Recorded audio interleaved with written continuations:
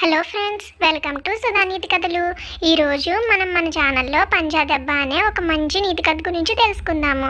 దానికంటే ముందు ఈరోజు సూక్తి ఏంటో చూద్దాము.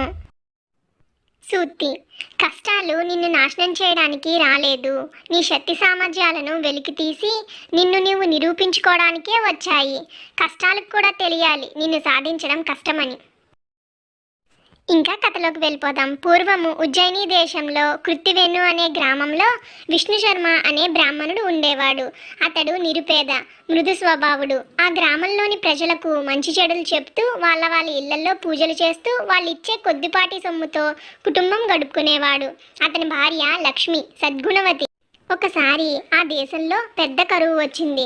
ప్రజలకు తిండి లేక అల్లాడిపోసాగారు. ఆ స్థితిలో విష్ణు శర్మను ఎవరూ పిలిచి దక్షిణలు ఇవ్వలేకపోయారు. ఆ పేద విప్రుని కుటుంబానికి చాలా కాలం తిండి దొరకలేదు. ఆకలితో వేదన పడుతూ బతకడం కంటే మరణించడం మేలు అని భూసురుడు అనుకున్నాడు. ఆ ఆలోచన వచ్చిన వెంటనే సమీపంలోని అరణ్యానికి బయలుదేరి వెళ్ళాడు. అక్కడ ఏ క్రూర జంతువో తనను ఆహారంగా తింటే తన కష్టాలు తీరిపోతాయి అనుకున్నాడు. అడవిలో ఒక పెద్ద వృక్షం కింద ఆసీనుడై నిర్మల హృదయంతో భగవంతుని స్మరించసాగాడు. అంతలో సింహగర్జన వినిపించి కళ్ళు తెరిచాడు. ఎదురుగా ఉన్న కేసరిని చూసి, ఓ మృగరాజా, నేను మరణించాలనుకుంటున్నాను, నన్ను మింగి నీ ఆకలి తీర్చుకో అన్నాడు విష్ణు శర్మ. నువ్వెందుకు భయపడ్డం లేను అని ప్రశ్నించింది సింహం. తన కథనంతా వివరించి త్వరగా తినేయమని ప్రార్థించాడు ఆ ద్విజుడు. అంతవరకు సింహరూపంలో ఉన్న వనదేవతకు విష్ణు శర్మపై దయ కలిగింది. అతనికి దోసెడు బంగారు కాసులు ఇచ్చి అంతర్ధానమైంది.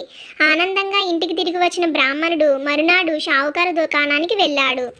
షావుకారు చింతామణి చాలా లోభి. పారుడికి కావలసిన పప్పు, ఉప్పు, బియ్యం వగైరాలు ఇస్తూ అతనికి కరువు రోజుల్లో కాసులు ఎలా వచ్చాయని అడిగాడు. విష్ణు శర్మకు అసత్యం అంటే తెలియదు. జరిగిన విషయం యథాతథంగా చెప్పేశాడు. కాసుల మీద ఆశతో చింతామణి అడవిలోకి వెళ్ళాడు.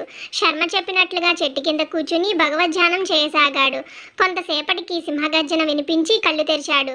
మృగరాజా, నన్ను త్వరగా భక్షించే, నీ ఆకలి తీర్చుకో అన్నాడు. ఆ మాటలు విన్న సింహం, నాకు ఆకలి ఉండడం నిజం, నీ వంటి దురాశాపరిని భక్షించాలి, కానీ నువ్వు భగవద్ధ్యానం చేశావు కాబట్టి నిన్ను చంపకుండా శిక్షిస్తాను అంటూ పంజాతో అతన్ని గట్టిగా కొట్టింది. పంజా దెబ్బకు ఓ కన్ను ఓ చెవి నుజ్జునుజ్జైపోయాయి. లబో దిబోమంటూ వెళ్ళాడు చింతామణి. ఈ కథ ద్వారా మనకు తెలిసిన నీతి ఏమిటంటే దురాశ దుఃఖానికి చేటు. ఫ్రెండ్స్, మీకు కానీ ఈ కథ నచ్చినట్లయితే please like, share, subscribe to Sudha నీతి కథలు. Thanks for watching.